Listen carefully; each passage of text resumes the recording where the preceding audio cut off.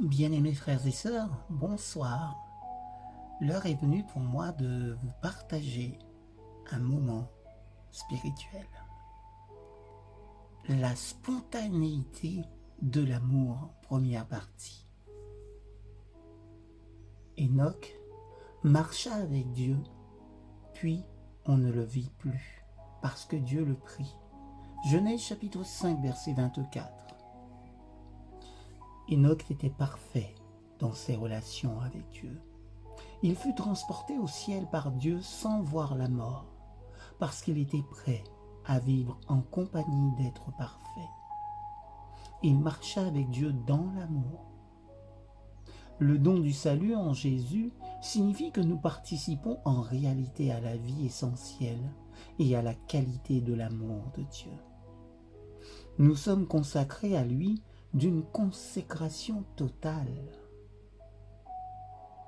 Nous savons que le Christ continuera à déployer sa justice en nous. Nous sommes assurés que son amour est suffisant. L'amour éternel de Dieu pour nous, la vigilance constante des anges à notre égard nous unissent au Dieu vivant. Nous veillerons à ce que rien ne vienne s'interposer entre Jésus et nous. Nous pouvons comprendre très bien cela en considérant les relations à l'intérieur d'une famille.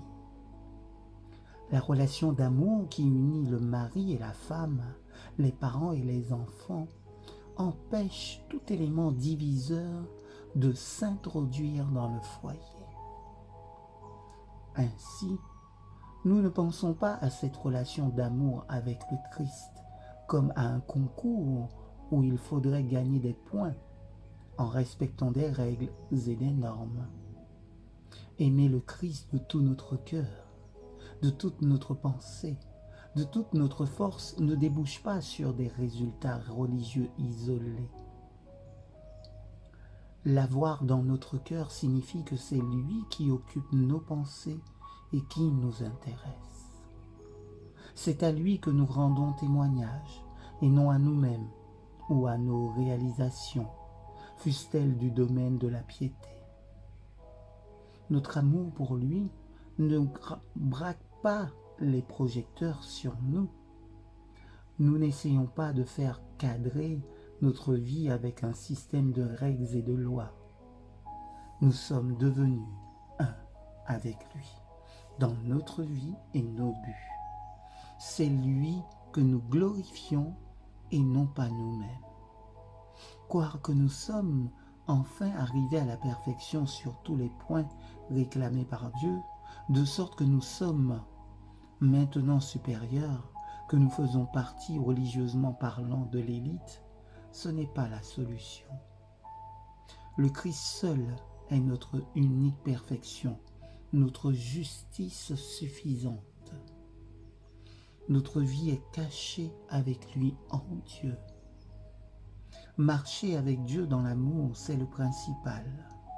Regarder à Jésus devient la mesure de l'idéal que nous souhaitons atteindre pour nous-mêmes.